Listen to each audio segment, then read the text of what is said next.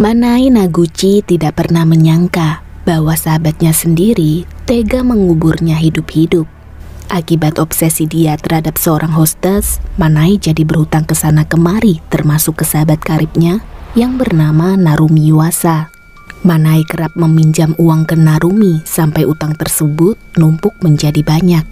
Saat ditagih, bukannya melunasi atau paling tidak memberikan kepastian kapan dia mau bayar, Manai malah menghindar sekaligus memutus kontak. Namun bukan hanya perkara uang saja yang membuat Narumi mengakhiri nyawa Manai. So, bagaimana kisah selengkapnya? Yuk langsung aja kita masuk ke ceritanya.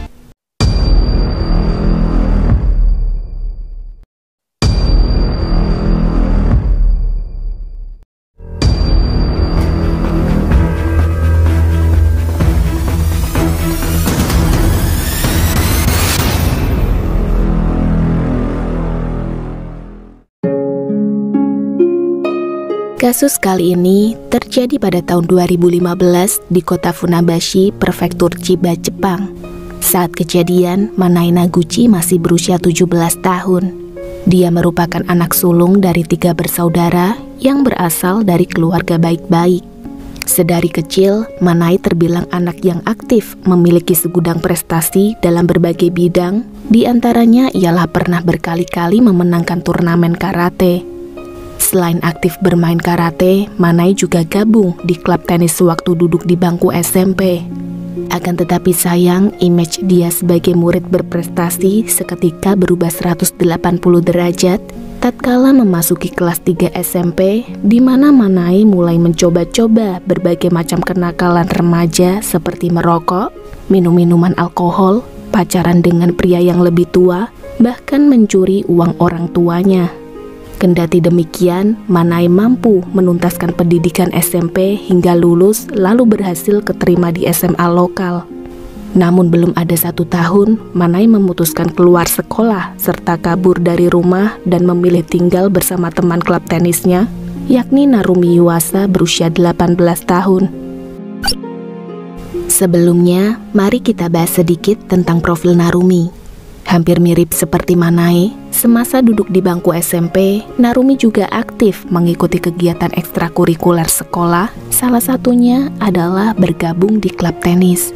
Dari situlah awal mula Narumi mengenal juniornya, yakni Manai. Memasuki jenjang SMA, reputasi Narumi sebagai murid badung mulai dikenal luas oleh teman-teman seangkatannya. Dia suka berdandan ala Yankee, yaitu sebutan bagi kelompok pemuda-pemudi yang berdandan sekaligus berperilaku hampir mirip anak pang kalau di Indonesia. Seluruh rambutnya diwarnai pirang, suka memakai pakaian nyeleneh, serta hobi minum minuman alkohol. Narumi bahkan ikut gabung salah satu komunitas geng motor setempat menemani kekasihnya waktu itu.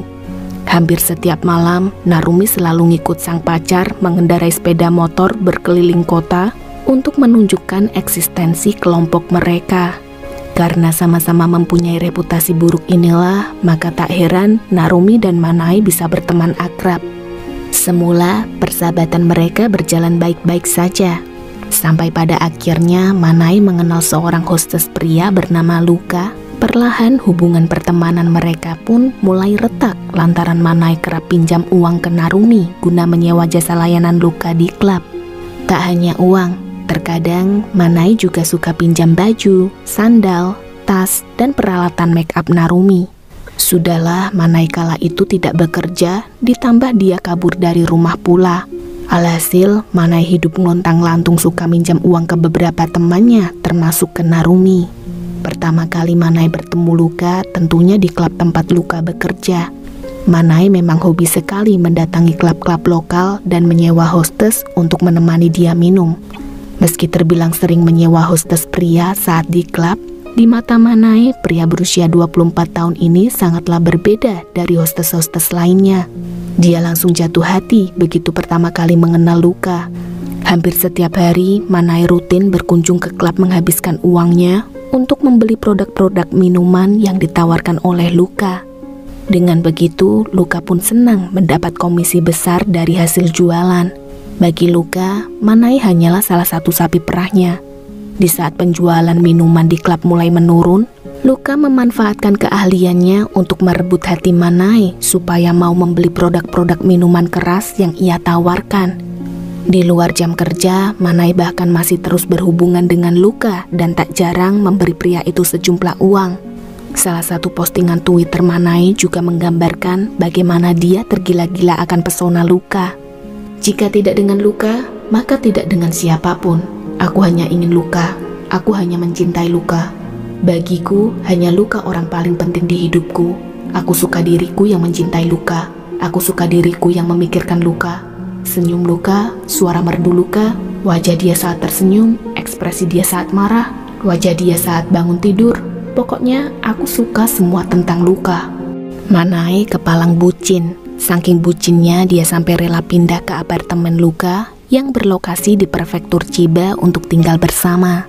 Setelah kepindahannya tersebut, Manae meminta tolong Narumi agar dibantu mencarikan pekerjaan.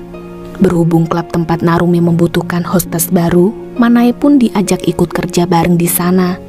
Akan tetapi masalahnya, Manae tidak memiliki kartu identitas diri yang membuktikan kalau dia sudah berusia 18 tahun.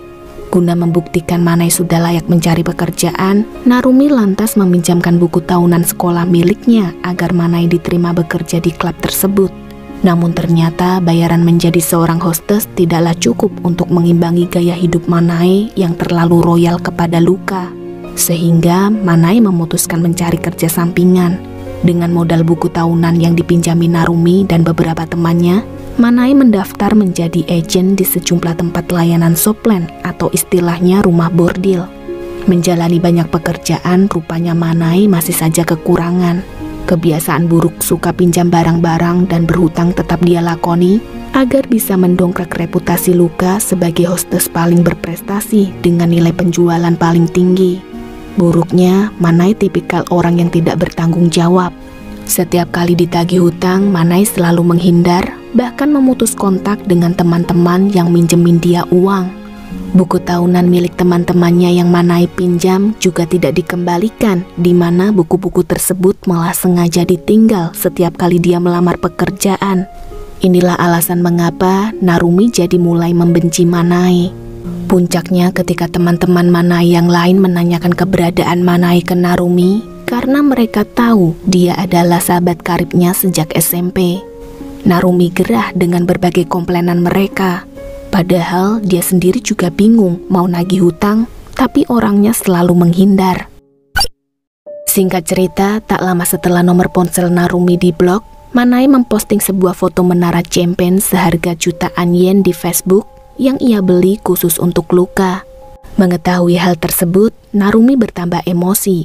Kok bisa-bisanya sih Manae beli minuman dengan harga selangit tanpa melunasi hutang-hutang dia terlebih dahulu?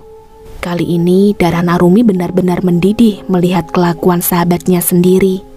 Dia bertekad ingin mengakhiri nyawa Manae meskipun hidup dia menjadi taruhan. Untuk mewujudkan keinginannya itu, Narumi meminta bantuan salah satu teman yang bernama Yuki Ide berusia 20 tahun. Perlu diketahui, hubungan mereka berdua semacam friend with benefit atau teman tapi mesra. Setiap kali ada masalah, Narumi selalu meminta bantuan Yuki. Cukup mengirim pesan dan menawari imbalan, Yuki pasti bersedia membantunya. Seperti waktu itu, Narumi mengirim pesan yang berisi, "Tolong bantu aku, kali ini aku sungguh tidak dapat menemukan Manae.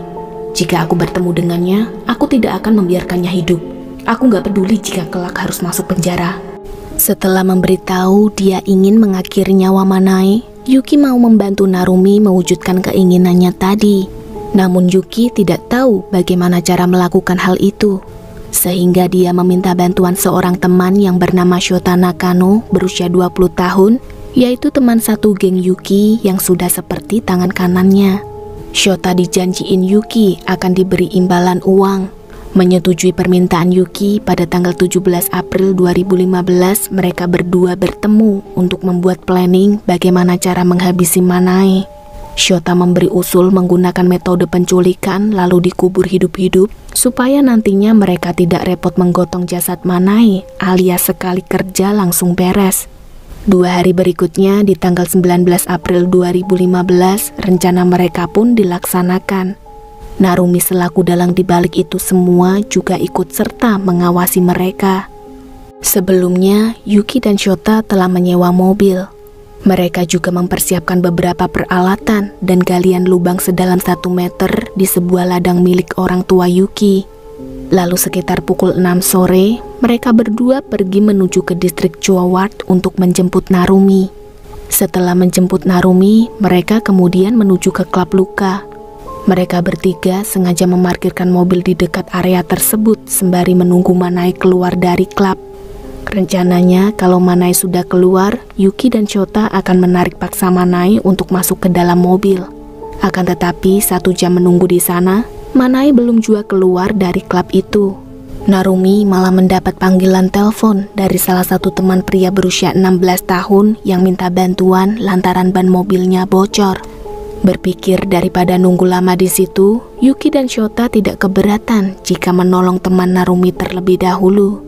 Alhasil, mereka langsung menuju ke lokasi untuk membantu teman Narumi. Begitu tiba di sana, Narumi merubah rencananya, yang mana Yuki beserta Shota disuruh membawa mobil temannya ke bengkel terdekat, sedangkan Manai mengambil alih mobil sewaan mereka bersama teman prianya, lalu kembali ke klub Luka. Narumi tidak tahu bahwa ternyata Manai baru saja keluar klub dan menuju ke hotel bersama seorang teman. Kendati demikian, sekitar pukul 10 malam, usai Narumi berkeliling kawasan hiburan dalam mencari Manai, secara kebetulan dia melihat Manai sedang berjalan kaki dengan temannya. Tak ingin melewatkan kesempatan itu, Narumi langsung menghadang mereka. Setelah turun dari mobil, Narumi melabrak Manai, menanyakan mengapa nomor dia sulit dihubungi seakan menghindarinya. Manai menjawab bahwa dia tidak bermaksud mengabaikan Narumi sebab ponsel dia rusak. Tidak terima dengan jawaban tadi, Narumi mengajak Manai masuk ke dalam mobil, tapi Manai menolak dan mengatakan kalau dia harus kembali bekerja.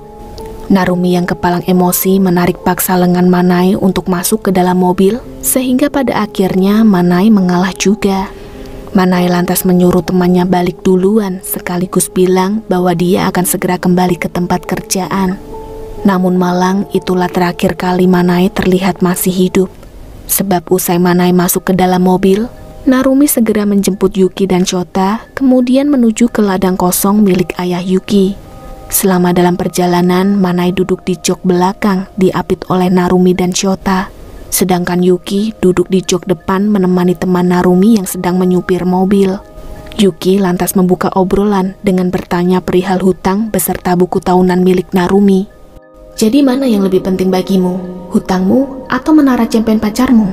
Belum juga Manai menjawab, Shota langsung mengeluarkan tali begitu mendapat isyarat dari Narumi.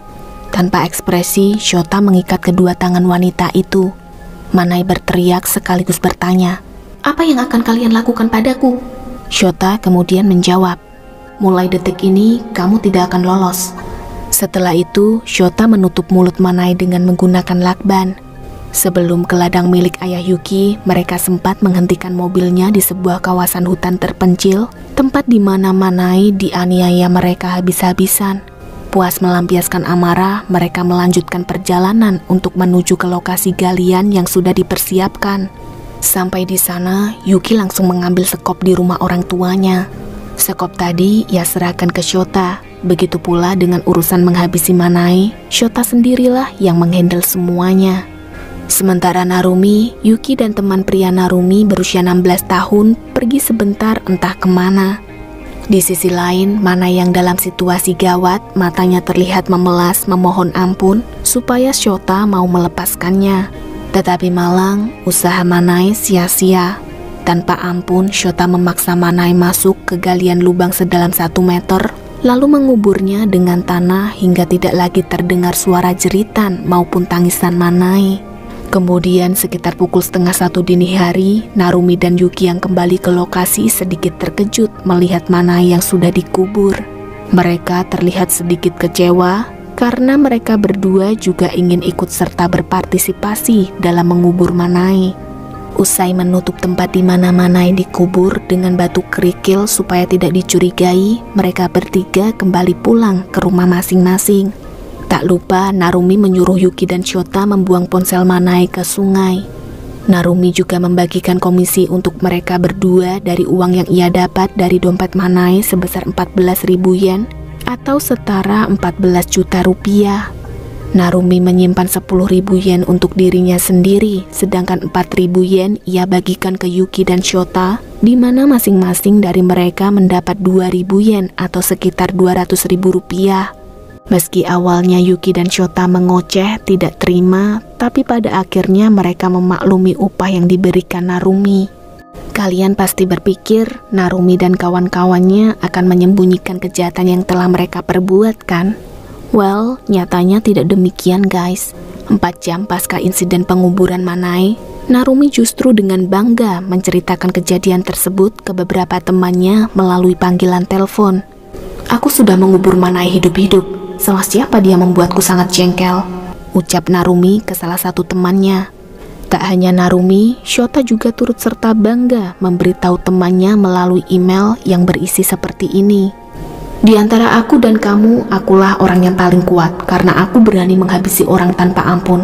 Hahaha." Sama halnya dengan Narumi dan Shota, Yuki juga menyombongkan kejahatan tersebut ke seorang teman yang mana Yuki menyebut jelas nama Manae sebagai korban mereka.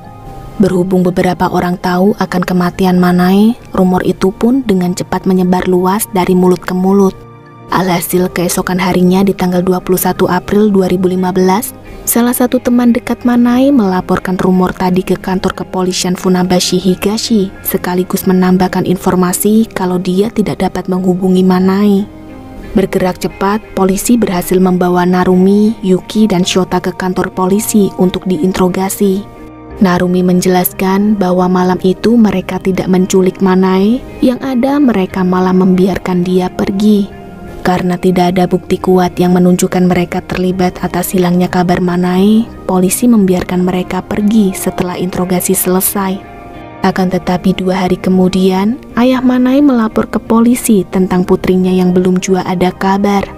Menyelidiki kasus tersebut, polisi mulai menginterogasi beberapa teman terdekat Manae, termasuk teman yang terakhir kali melihat Manae masuk ke dalam mobil Narumi. Mengantongi informasi itu, masih di hari yang sama polisi berhasil menangkap Narumi dan teman pria Narumi berusia 16 tahun yang ikut serta terlibat. Keesokan hari, Yuki dan Shota juga sukses diringkus polisi. Nah, akibat perbuatan mereka, pada tanggal 4 Juni tahun 2015, keempat orang yang terlibat dinyatakan bersalah atas penculikan serta pembunuhan berencana terhadap Manae Haguchi. Teman Narumi yang masih berusia 16 tahun dikirim ke lembaga pembinaan khusus anak, sedangkan Narumi, Yuki, dan Shota sama-sama mendapat hukuman penjara seumur hidup setelah berkali-kali melalui proses persidangan. Meski di dalam persidangan mereka bertiga sempat menyangkal, saling menyalahkan serta meminta banding, namun pada akhirnya banding mereka ditolak sehingga Narumi, Yuki, dan Shota harus menerima kenyataan menghabiskan sisa hidup mereka di penjara.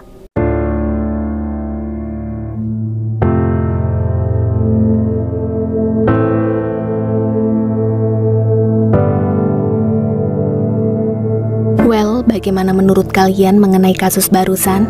Adakah dari kalian yang mempunyai teman seperti kelakuan Manae, suka berhutang tapi enggan membayar? Tulis pendapat serta pengalaman kalian di kolom komentar ya. Kalau begitu, sekian dulu cerita hari ini. Sampai jumpa di pembahasan kasus berikutnya. Stay healthy and see you.